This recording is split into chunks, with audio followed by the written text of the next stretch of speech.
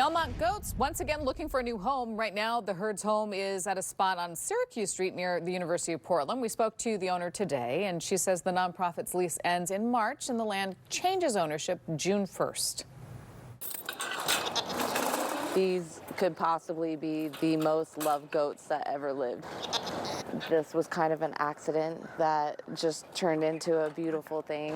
It's been a tough road to come to terms with the fact that it might be ending. We have a community that has loved them like their own. They're all waiting for me. Many people have their favorite goat for whatever reason, or the goat that they built some kind of relationship with.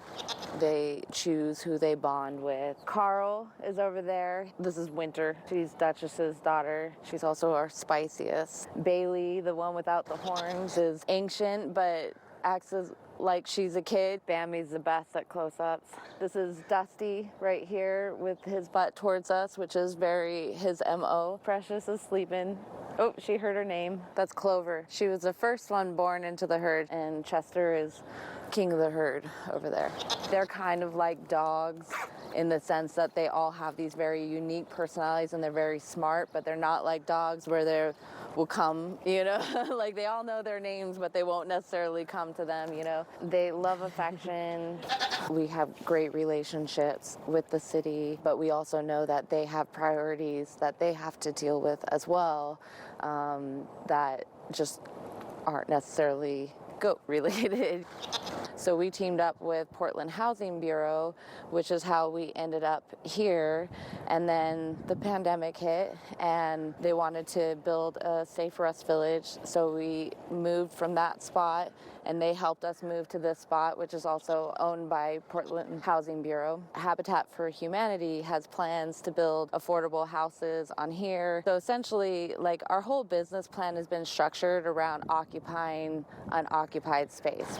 Since we've moved up here, our goats have gotten older. It's a long time that we've been up here. We have emphasized that we would ideally want to find permanent land. We don't have the funds. There hasn't been land that is not going to be developed. So right now we're just focused on how do we find something that is about 5 years, because we hope that we have about 5 more years left with all of them. This whole time that we've had this project going, it hasn't been a priority to find permanent land. The priority has been keep them together, keep them happy, but that has always been our goal, our dream, to have permanent lands. And it's now more important than ever that we're finding something that minimizes their moves, because they are elderly. Anytime we've moved, we have to be accessible to public transit, because there's many people that come here on public transit or ride their bikes over here. We need to have access to water,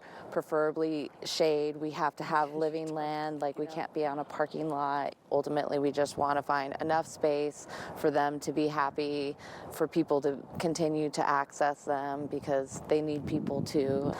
I have hopes for them to live out their days in peace, and I have hopes for it to continue, but either way, I know that we'll find something and they'll be happy and cared for.